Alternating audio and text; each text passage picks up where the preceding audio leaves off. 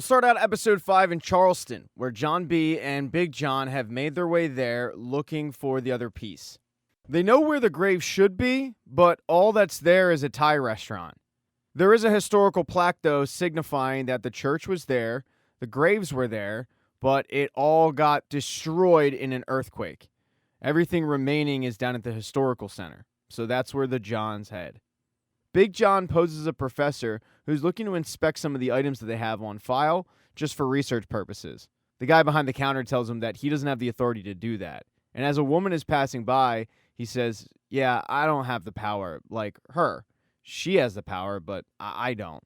This woman is pretty old, and she has what they need most of all in that moment, a key card. But the guy behind the counter also tells them that the items that they're looking for aren't actually in that particular building. They're downtown. But one step at a time. They need to get the key card first in order to access those items. And Big John wants John B. to do it. He wants John B. to hold up this woman at gunpoint and steal her stuff. It's something that John B. does not feel comfortable with, and quite frankly, he's really bad at it, which is actually a pretty good sign. But in the end, he doesn't get her bag because he's so incredibly bad at stealing. She basically laughs him off, so they have to go to plan B. That's going to be staking out the location of where the items are held and praying to God that somebody shows up and goes inside. Luckily for John B. and his dad, somebody does, and they sneak in. They head to the basement and they start looking around for anything that has the church's name on it, and they find it. They get excited, they start looking through the items, and in the last box, they finally find what they're looking for. It's a stone. It has the same complexion of the one they already had, and when they conjoin the two, it's a match. This is exactly what they were looking for, the missing piece. It's incredible, because when you put it up to the light, it shines through the eyes. If you didn't know any better, you think that Olmec gave it to you from Legends of the Hidden Temple. That's a throwback to my fellow millennials. Both of the Johns are really pumped about this, but when they exit the building, somebody has stolen the Twinkie, and there's a note. It was Carla Limbry. She had been looking for Big John all over the place, and when she found the Twinkie, she took it as collateral. Big John knew that this would come sooner or later, and he's finally going to have to pay Carla off for helping him find John B. The thing he promised her, though, was that magical shroud, and he doesn't have it. So he's just going to have to lie, making up a story. Both of the Johns head to Carla's place, she lets them in, and they start weaving this magical tale together about where the shroud was, where they found it, and then they finally hand over nothing more than just cloth. But Carla believes it. She puts it to her face, she stands up, she throws the crutches aside, and to both of the Johns' amazement, she walks. Because as Big John will later tell John B., the power of belief is the ultimate healing tool. So things really worked out for the Johns in Charleston. But back at the Outer Banks, news about all of them coming back home has hit the media. It's the big news story. The fact that the teenagers returned, but also the fact that Big John Rutledge returned as well. While the Pogues have become media stars, they're focused more on the cross. They all get together at John B.'s house, and they just start discussing about how they're going to get to Wilmington. They know the time is of the essence, so they're going to have to get a vehicle to get to Wilmington. They need that vehicle if they're going to steal the cross back. For Key and Pope, they're also going to have to tell their parents. They were missing for over a month. They just got back home. So they're going to have to kind of nicely say, hey, we're heading out again. While Pope's dad isn't thrilled about the idea, he ultimately lets Pope go because he knows how much the cross means to Pope. As for Key and her parents, it takes a little more convincing.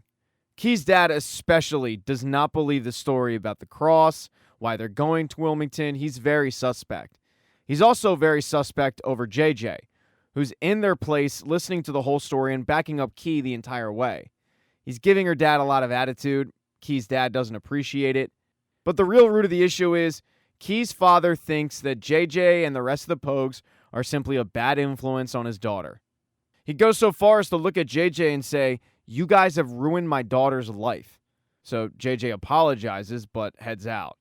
As he's leaving, though, he overhears Key's dad say some pretty disparaging things about him being a criminal, his dad, the backstory.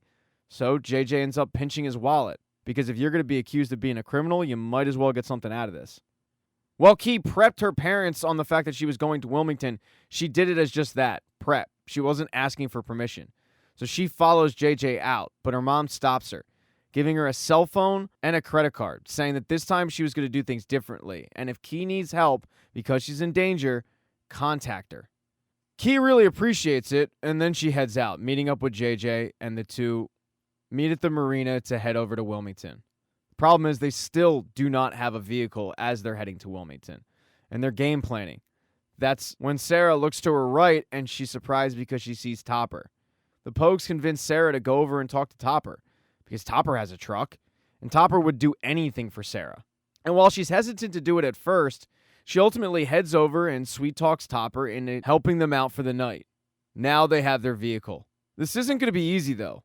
They have to head to the train yard, find the right train car, get the cross out, load it into the truck, and then get it back to the Outer Banks. But the train yard is full of trains, so they have to find the right one. Pope and Cleo go searching for it, and as soon as they find it, the train starts moving. They had planned for this. They know how to stop it. They have to go up ahead and connect some jumper cables onto the track. This will turn the green light red. It'll force the train to stop. And that's when they make their move for the cross. While Topper agreed to this, while it's going down, he's getting second thoughts. He starts questioning things because Topper doesn't really want to go to jail. But it's Sarah who convinces him to just nut up and finish the job. So Sarah and Topper get in his truck with Key and JJ on a dirt bike. Key and JJ head up ahead. They connect the jumper cables, and it works. The green light turns red, and when the train approaches, it has to stop. Pope and Cleo hop off the train, and they start trying to pickpocket the correct car, but they're caught by somebody from the railroad.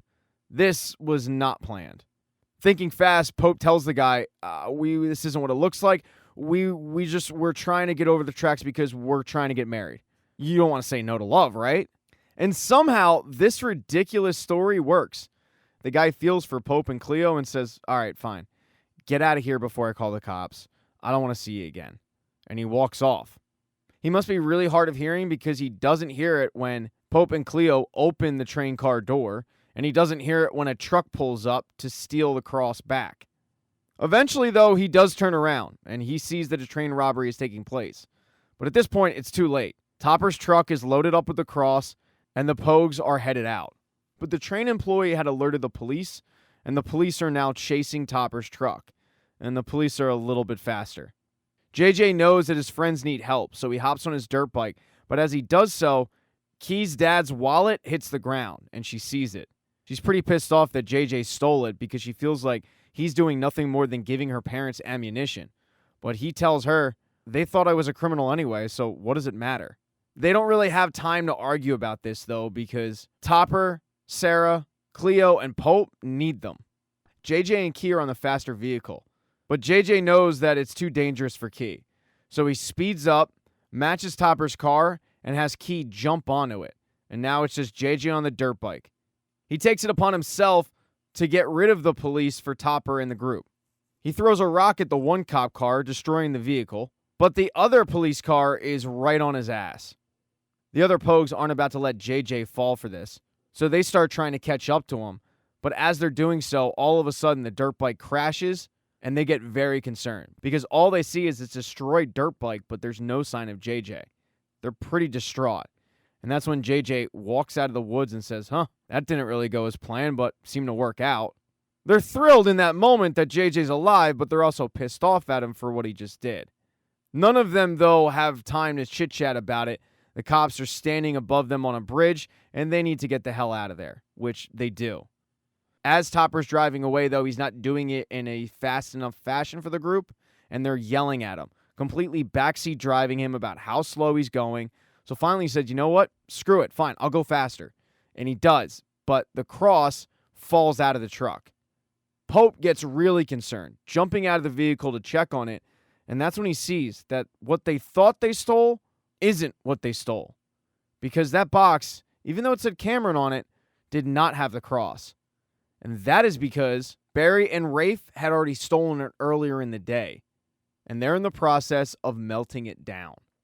Thank you so much for checking out this recap. Please consider subscribing to the channel and subscribing to my Patreon. Hit thumbs up if you liked it. Smash that thumbs down button if you thought it sucked. If you left a comment, I don't get back to you. I usually don't check the comments unless they're like a super comment. Also, if you don't see the next video up on the end screen, not to worry, it'll be up in a day or two.